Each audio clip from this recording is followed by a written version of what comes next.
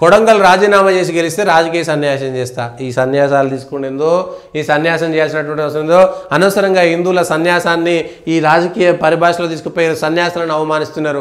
సన్యాసం అంటే ఏదో పనికిరాందని, సన్యాసం అంటే ఇంకేదో అని, సన్యాసులు పనికిరానటువంటి వాళ్ళని, సన్యాసులని, సన్యాసులని దాన్ని ఎందుకు ఇబ్బంది పెడతారు? రాజకీయంగా సన్యాసం తీసుకోవడం ఎందుకు? రాజకీయాల నుంచి వైదొలుగుతానొచ్చుగా. పాపం సన్యాసం అనేటువంటి పవిత్రమైనటువంటి హిందూ పదాలను ఎందుకు ఇట్లా రాజకీయాలలో ఇష్టం ఉన్నట్టుగా మురికాలలో వేసినట్టుగా మాట్లాడతారు? ఎవరైనా సరే, మీడియా అయినా రాజకీయ నాయకులైనా సరే, కొడంగల్లో రాజీనామా చేయాలట. అరే ప్రజలు వాళ్ళ అధికారం ఇచ్చిరు, 5 ఏళ్ళు అయిపోయింది. కొడంగల్లో రాజీనామా చేసి ముఖ్యమంత్రి మళ్ళా గెలవాల్సిన కర్మేం పట్టింది? 5 ఏళ్ళు గెలిపించిరు. ఊకే రాజీనామాలు చేసుకుంటే ఎలక్షన్లకే పోతుంటారు. ఇంకేం పని లేదా? ప్రజలకేం పని లేదు, రాజకీయ నాయకులకి ఏం పని లేదు, మీకేం పని లేదు.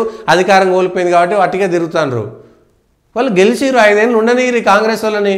5 ఏళ్ల తర్వాత అప్పుడు దమ్ము ఉంటే ప్రజల దగ్గరికి పోండి. ఇప్పుడు కూడా మీరు ప్రజల దగ్గర పోతున్నారు, తప్పులు చేస్తున్నారని చెప్పండి. స్థానిక సంస్థల ఎన్నికలు వస్తున్నాయిగా, ఎమ్మెల్సీ ఎన్నికలు ఎందుకు పోటీ చేయలేదు? మరి ఆయన కొడంగల్లో రాజీనామా చేయడం పక్కన పెట్టండి, ఉన్న ఎన్నికల్లో పోటీ చేయరట. టీచర్ ఎన్నికలు లేకపోతే గ్రాడ్యుయేట్ ఎమ్మెల్సీ ఎన్నికలు అవుతుంటేనేమో పోటీ చేయట్లేదు, కొడంగల్లో పోయి రాజీనామా చేయమంటాడు. ఉన్నదాన్ని చేయడానికి సరిపోతలే కానీ అక్కడికి పోయి ఏదో చేస్తారట. ఫస్ట్ అక్కడ ఉంది కదా, నేను లేస్తే మనిషిని కదా. ఆయన రాజీనామా చేసి కొడంగల్లో 50,000 మెజారిటీ తెచ్చుకునేందుకు నిజంగా తెలంగాణలో కాంగ్రెస్కు వ్యతిరేకంగా ఉంటే, ఎమ్మెల్సీ ఎన్నికల్లో పోటీ చేసి టీఆర్ఎస్ ఎన్నికల్లో టీఆర్ఎస్కి అనుకూలంగా ఉంటే 4 జిల్లాల పరిధిలో ఇవాళ మీరు రుజువు చేసుకోవచ్చు కదా.